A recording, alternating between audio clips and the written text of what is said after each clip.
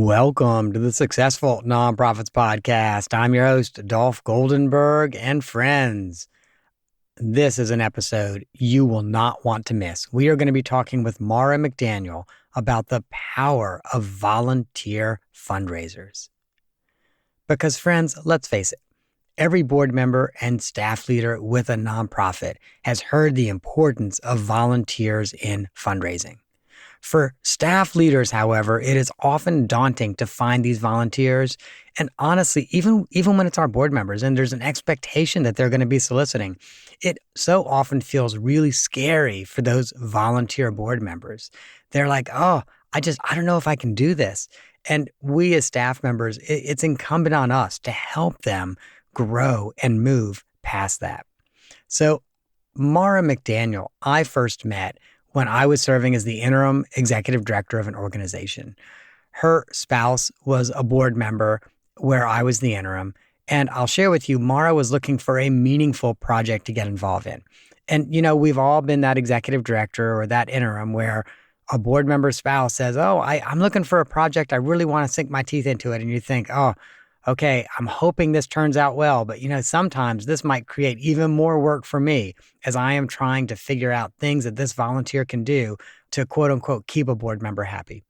And I will share with you that was not at all the case with Maura. Maura was like, what can I do? And we gave her something to do. And honestly, she passed that test with flying colors. So we gave her something else and she kept doing bigger and bigger things. And at some point, she stepped in to lead sponsorship solicitation because I'll be frank and say we were short on staff and volunteers who could do this work for a big special event that we had coming up. And so she led sponsorship solicitation, and she not only did a good job, she broke all records for this organization. And the organization ended up generating more money in sponsorships for the event than it had ever generated in the history of the organization.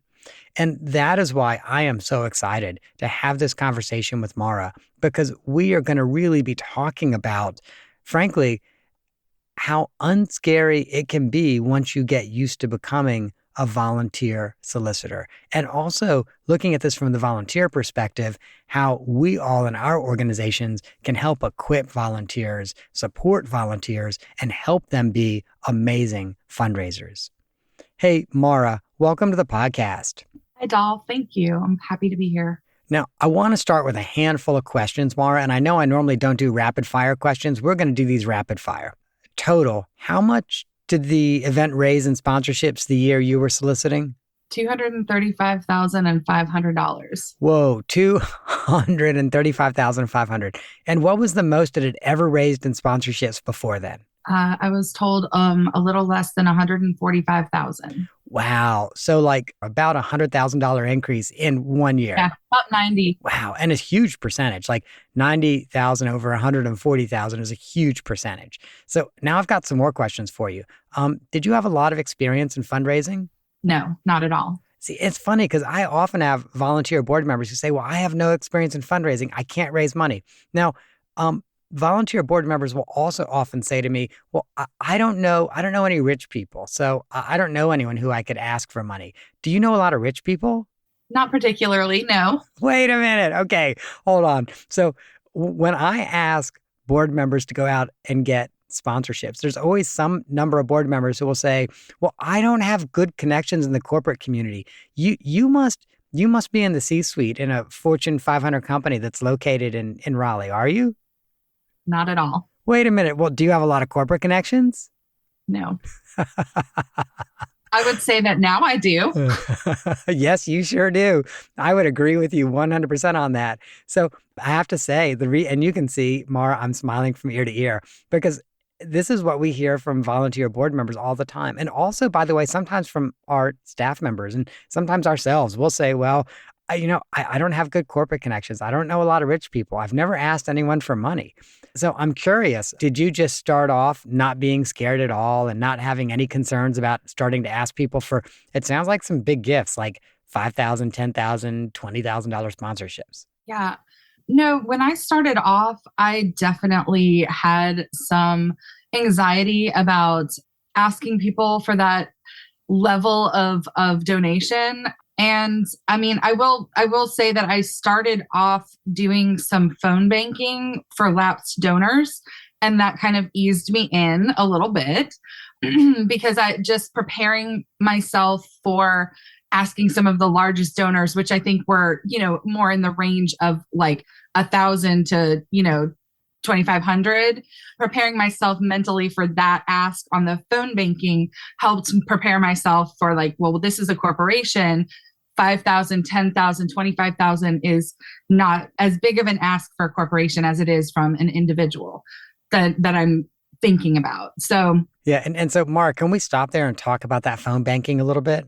sure. Because I know that organization provided you with some support around that. And I want to give a quick shout out to Perry Monastero, who's a colleague of mine, not inside our consulting practice, but a colleague of mine who I know was involved in that. But can you talk about some of the support the organization provided to those volunteers doing phone banking? When I began volunteering with the phone banking, I asked you if you could get Perry to organize like a script for me. I think he already had some bullet points and things going, but he gave it to me in a way that I had a good conversation flow.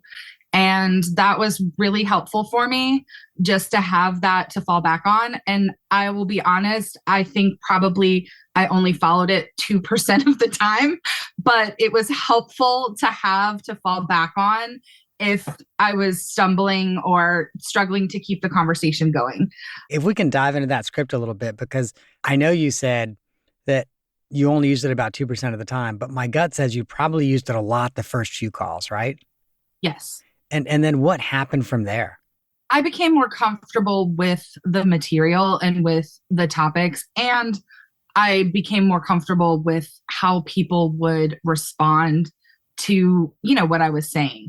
So just having that experience of getting those people to respond, authentically to what I was saying gave me a better idea of how to present the information to them. And of course, I had fantastic conversations with lapsed donors that were completely off script, but were just a wonderful way to connect with people that cared about, the same place that I did. Can you describe those wonderful conversations that were off script, or maybe even if one or two stand out, talk about those? Well, I talked to somebody who had gone to some of the international pride festivals. And the organization I was doing the phone banking for was related to LGBT.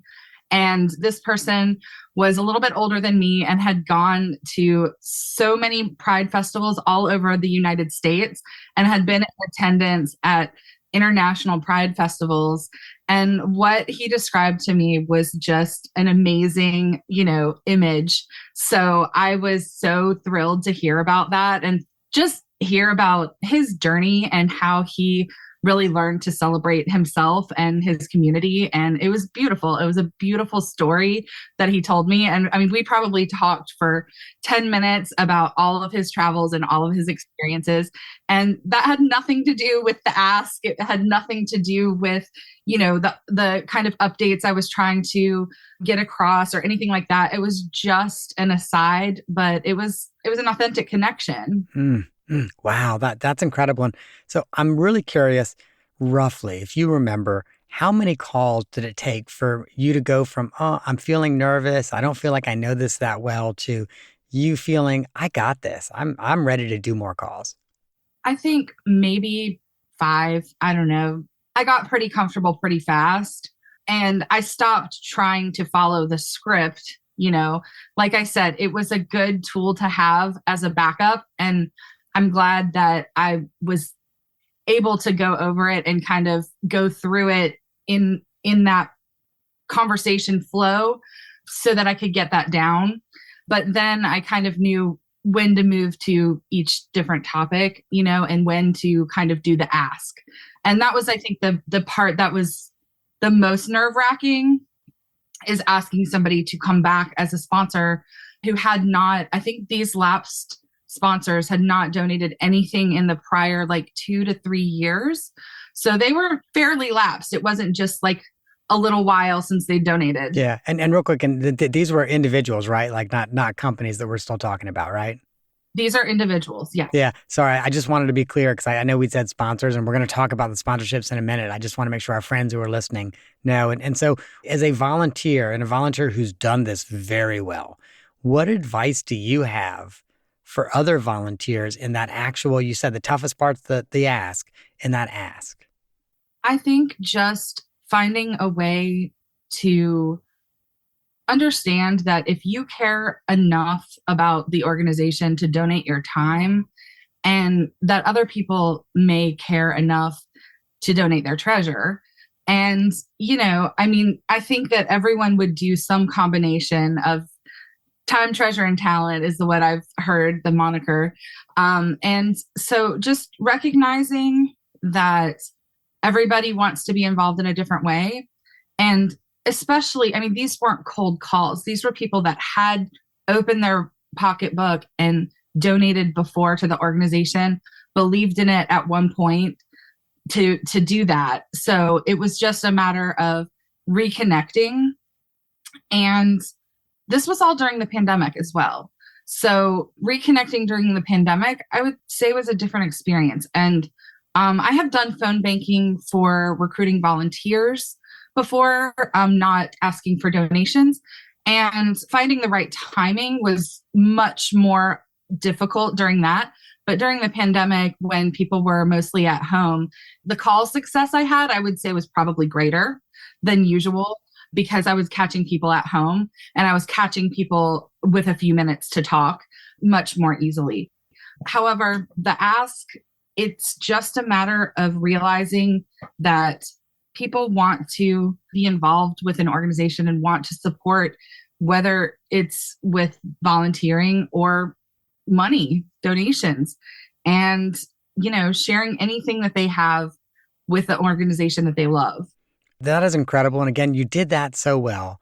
And then you jumped from, okay, I've been talking to individuals about $1,000 to $2,500. And you jumped to then talking to sponsors for like 5,000, 10,000 and plus.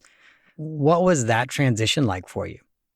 So I was definitely still nervous, even after having the success with phone banking. I was still nervous, and I believe that I asked you as the interim director for that same kind of conversation flow.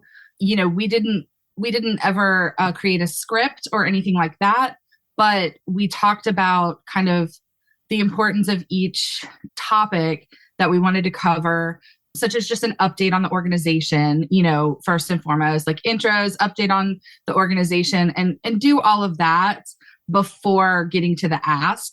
So it was important to me to have an outline of the conversation that I knew what to focus on at any given point in the conversation.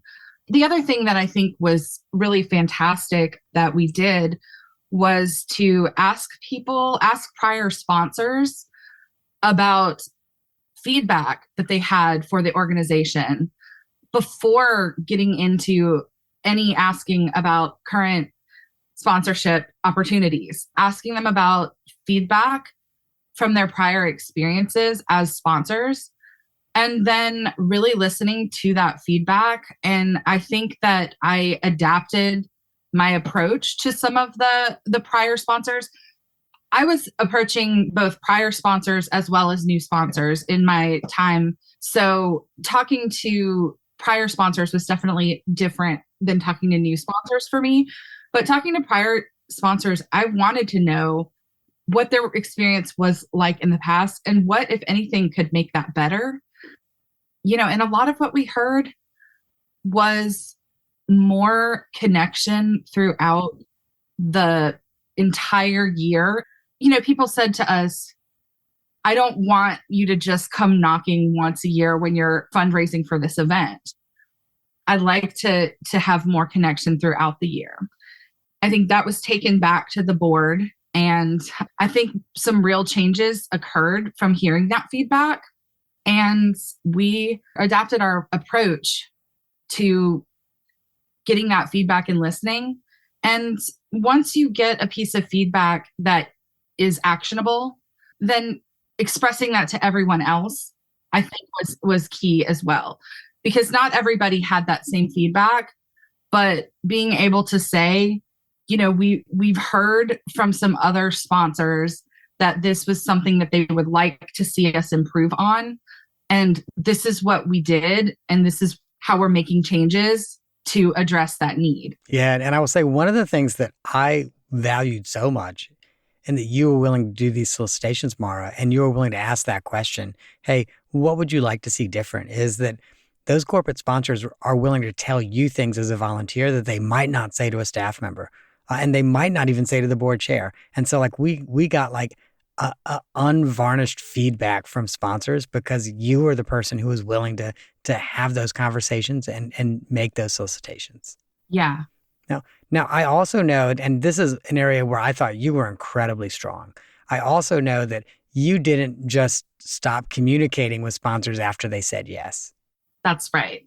I think follow through is definitely a big part of communication. It's not about holding someone's hand throughout the whole entire process, but it's about providing all of the information to them in parcels.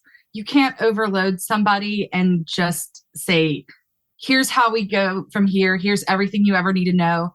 So parceling it out a bit, I think, was a way to have more effective communication with the sponsors once they agreed to be sponsors.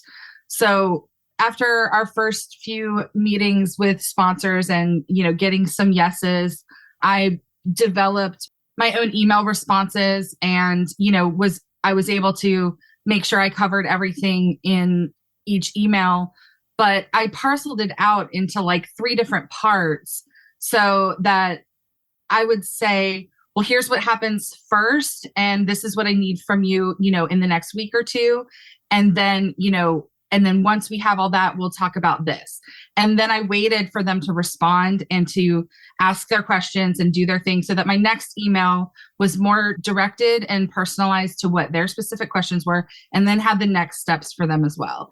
So I parceled it out a bit. I tried not to overwhelm them completely by just sending them like a 4-page, email about everything that was going to happen from that point on.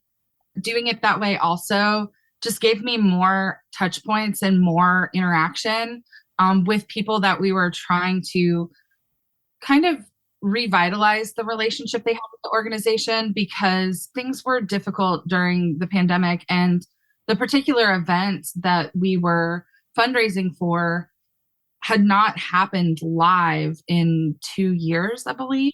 So this was something that we were getting back in good graces with everyone and reconnecting in a better way. So I think having more interaction with them, although it was a lot of work for me on the end of responding to all of those emails, it was worthwhile because I think each person felt individually addressed and not just that we were giving them some blanket response. And once we got their money, we're like, okay, here's what you do. And we'll talk to you in a few months, Right. And that's where I think as a volunteer, you provided so much value as well, because you essentially served as the relationship manager for those corporations that you had solicited. And also at some level, also kind of the advocate, like I know there were times that you would come back to the organization and you'd say, okay, I really want to do a little more. I want to do this, or I want to do that. And so you were the relationship manager, but also kind of the advocate inside. And that was incredibly powerful and effective.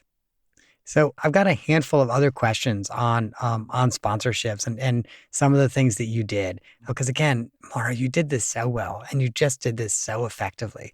So you found some really great ways to not just have email conversations with your sponsors and not just phone conversations, but there were times that you would actually say, hey, we're going to go out and take a photo with the sponsor. Can you talk about those photo ops that you did with sponsors? Yeah, I think that after I spoke with the first few organizations that had sponsored in the past, I realized that they had not had touch points for a while due to the pandemic, but that it was important that they wanted to show the people that were involved And I really wanted to see the whole team as well.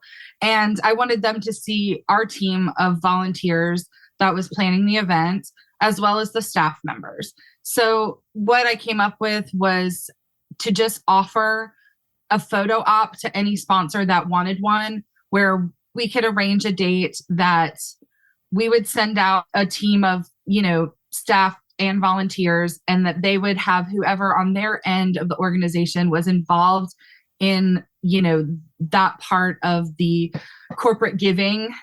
And we would take a photo and we would post it on social media. And to be honest, this was something that was not originally part of the pitch deck that was developed. This was something that came up a little bit later because I had a couple tough conversations with organizations that felt like they had lost touch with the organization over the pandemic. And so they really were not very happy about that. Quite frankly, they had not received the proper amount of thank you and appreciation after them donating in prior years. And so that's something that we wanted to fix. And so this was an additional bonus to what we were offering in the pitch deck, to do these photo ops with their team. It was an extra social media shout out. It was extra exposure and marketing for them. And it was on top of everything they were already getting at whatever level they committed to. So it was complete bonus opportunity. And quite a few organizations took us up on it. Yeah. And I will say these were fun photos that the companies and their team members really got into. Absolutely. I mean, it was great. And some places were literally trying to get the entire place, the entire office in the picture, which was a little bit fun for us. It was a little bit of a crazy experience. So we didn't have a professional photographer or anything doing this, but it was fun to work out those details and get everyone together and just see the excitement. And to actually be able to put, faces to the name, or, if you had met virtually, to meet in person, it was really a really great connection. And I think that just went a long way with generating enthusiasm for the event and enthusiasm for the sponsorship. And I hope that some of those same people that were energized by that experience are coming back again and sponsoring year after year. So one of the things you also mentioned, Maura, is that this was a lot of work. And I want to recognize this was a lot of work because you are the primary point person on sponsorship. It's not like we gave you like 6 sponsors or 8 sponsors. You were the primary person on sponsorship. And there's something that you asked for that I'm like, oh my gosh, it was such a good idea and it was so ingenious. And that's, you asked for an organizational email address, so that every time you checked personal email, you would not feel like you were back at this volunteer job where you were doing some really important work, but it was a lot of work. But also you put an autoresponder on that organizational email address that I thought was important, but also powerful. Can you share what that autoresponder was? Yeah. So I just wanted to let people know that I was a part-time volunteer with irregular hours, and that I would be checking email and responding several times a week. I offered the emails of everybody that they could contact that was a staff member of the organization if they needed a quicker response. There's no way that I would have been able to devote as much time as I did had it not been for the pandemic. And I had been laid off from my job and I was receiving unemployment benefits. And so I had that time to donate. And so I was so glad that I did. I definitely found a worthwhile way to utilize that time. It was like a part-time job, though. It was definitely something with all of the communications, not only with sponsors, but with the other planning committee members and staff members at the organization, to get all the little details worked out. But so happy to give that time. And again, what I loved about that autoresponder was it made it clear you were a volunteer. It made it clear it might be a day or two before you got back in touch. So it managed expectations with sponsors, but it also helped sponsors see, oh, wow, there's volunteers that care enough. Like, this person's not even paid to do this work. but care so much that, they're going to get back to me in a day or two. That's impressive. I think that me being a volunteer did communicate a high level of commitment. And I think that was something that corporations responded to, that somebody was willing to donate their time in that way and their efforts in that way to make these connections and to, bring in revenue for the nonprofit. So I think it was actually quite powerful that it was coming from a volunteer. And I'm really happy that that worked out that way. Yeah, that's awesome. And so, Maura, if you were to give some advice to a board member or a volunteer who has been asked to fundraise and is hesitant, scared, concerned, whatever word we might want to put in there, what advice would you give? I would say to take that leap of faith and to recognize that there's quite a soft landing at the other end. The people that you're going to be interacting with are enthusiastic about becoming involved with your nonprofit. It helps them. It is a benefit to them as well. You have to understand the value that you're providing for them and to be confident in the value that you're able to provide to them with their involvement with your organization, with them becoming a partner with your organization. That gives them a way to expand their brand and a way to bring a different level of exposure. And it provides an opportunity for them to engage with the community in a much more meaningful way. And that's a value to a company. That's something that the folks that are wanting to sponsor, they already know that that is something that is valuable to their company. So you coming to them and asking them for money is really just, it's offering a handshake. It is just saying, you want to be a partner. We want a community partner. Let's do this together.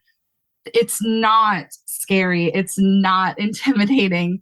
The people that you're asking want to be involved. Mm-hmm. Yeah, that's awesome. Words of wisdom from someone who's done it. Thank you. And Maura, just when you thought the interview was about to end, it's time for the off the map question. Are you ready? Sure. Awesome. Tell us about getting your very first job. Okay. So actually, I didn't get the job the first time, but I was very enthusiastic about working. And I had been instilled with a sense of volunteerism as well from a very young age from my parents. And so I wanted to work with the elderly community. And I knew that there was a retirement community nearby to where I was living at the time. So I got on my bike and I rode down to this place and I interviewed for a job that I had seen in the paper. And I interviewed for the receptionist job at the retirement community, the front desk person. And I knocked that interview out of the park. And I will have to say, I was so happy when they did offer me the job until they found out I was only 14 years old and that I was not yet legally allowed to work in the state of North Carolina. So they had no idea how young I was. And they loved me. And I actually did, once I was able to legally work, you have to kind of get your parents to sign off on it at a certain age. I don't remember if it was like 15 or 14 and a half even. It was not too far off. I think it was probably 15 at that time. So once I was able to work there legally and had my parents sign off, I did go back and get a job. It wasn't the same one, but I worked for that organization.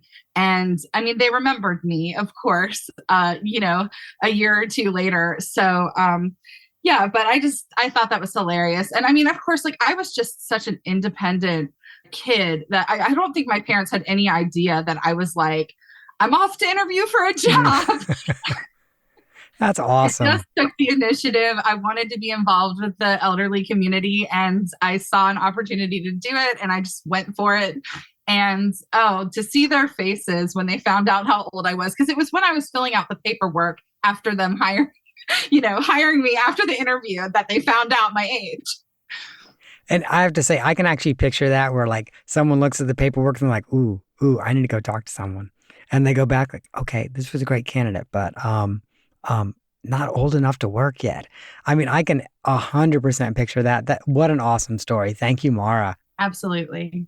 And Maura, thank you so much for joining us on the podcast today. I know that you are starting to do this professionally. So as a contractor, you're starting to really help other organizations think through their event sponsorships and actually help them structure how they're going to do solicitations. And in some cases, even help solicit those sponsorships. And so my friends who are listening, if you are interested in reaching out to Maura, we are going to put her email address in the show notes. And we are also going to link to her LinkedIn page. Maura, thank you so much for joining us today. Always a pleasure, Dolph. Thank you. All right, listeners, if you're walking away from this conversation thinking, oh my gosh, I need to send this to my board chair, or if you are the board chair and you're thinking, I need to send this to my development director or to my whole board to listen to this conversation about easy ways that your volunteers can get involved in soliciting and do it successfully.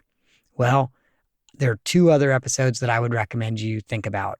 One is episode 235. That's with Chantel Chambliss, your guide to awesome volunteer solicitors. The second is episode 242, recruiting and managing outstanding volunteers with Diana Zhang. And listeners, I also always want to make sure you know that if you want to stay up to date on our latest episodes, hit that subscribe button and never miss a beat. If you're already a subscriber and want to support the podcast even more, write a review and share episodes on your social media. Those are the two most impactful ways you can support our show and help more people find out about us. That, my friends, is our show for the week. I hope that you have gained some insight to help your nonprofit thrive. And I asked ChatGPT for some ways that I could do the disclaimer in a little more fun and engaging way. And so here's one of them. It's in the style of Maurice Sendak. Oh, dear listeners, please listen well. This podcast must surely tell. I'm no accountant nor lawyer, it's true. Tax and legal advice I cannot give you. My podcast is for information, you see, not advice on accounting or legal fees. So if you need help with those sorts of things, find a licensed professional with all the right strings.